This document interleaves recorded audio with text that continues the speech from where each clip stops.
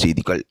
சரிகமபாவில் தெரிவாகிய இரண்டாவது இறுதிச் சுற்று போட்டியாளர் தொடர்பாக பலரும் கருத்துக்கள் தெரிவித்து வருகின்றார்கள்.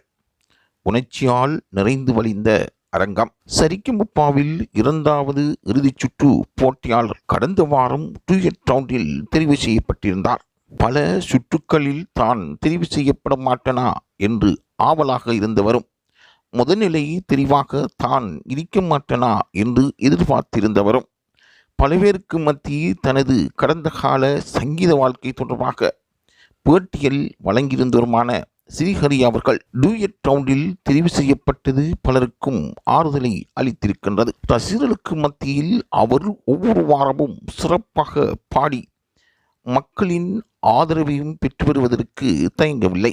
இறுதிச் சுற்றுக்கு மொத்தமாக இன்னும் 4 பேர் தெரிவு செய்யப்பட இருக்கின்றார்கள். சுசந்திகா ஸ்ரீஹரிக்கு பின்னர் இன்னும் 4 பேர் யார் அந்த 3வது கதிரைக்கு செல்லப் போகின்றார் என்று இந்த வாரம் பலரும் காத்து கொண்டிருக்கின்றார்கள். சரிகமபா நிகழ்ச்சியை பொறுத்தவரையில் வெற்றி நாயகன் ஒவ்வொரு வாரமும் சாதனையாளனாக பார்க்கப்படுகின்றான். அனைவரையும் ஆனந்தத்தில் ஆழ்த்தக்கூடிய ஓர் வாய்ப்பு ஒரு போட்டியாளருக்கு கிடைக்கின்றது. சங்கீதத்தில் தனது திறமையை நிரூபிப்பதற்காக சிறந்த மேடையாக சரிகமபா மேடை இருப்பதாக பலர் தனது கருத்துக்களை இணையதளங்களினூடாக தெரிவித்து வருகின்றார்கள். ஆகவே இந்த வாரம் யார் வெற்றியாளனாக அந்த கதிரைக்கு செல்லப் போகின்றார் என்பது தொடர்பாக அறிந்து கொள்வதற்கு லைவ் தமிழ் செய்திகளும் ஆவலாக இருக்கின்றன.